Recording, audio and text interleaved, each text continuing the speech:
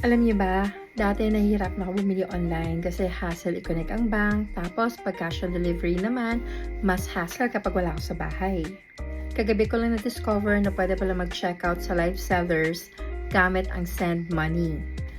Talagang hindi na kailangan ang cash on delivery. Pag may napusuan akong item sa live seller, pwedeng gadget, pwedeng makeup, diretso bayad na ako sa shop. Napakadali lang. As always, open GCash, send, express send, paste mo yung number ng shop, amount, message, bayad sa lip tint, next, confirm. Pagkatapos, screenshot ko yung receipt, send ko sa chat ng seller para verified. Ang ganda kasi real-time pumapasok sa seller yung bayad. Tapos may kasama ng resibo and free anytime, anywhere. Kaya kahit wala kang cash on hand, pwede kang mamili.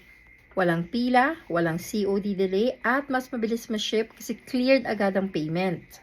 Kung mahilig ka sa live shopping, gawin mo na rin default. Open GCash, tap send money, bayad ka na mabilis, tapos screenshot ng receipt para smooth ang transaction. Kaya pala sa GCash.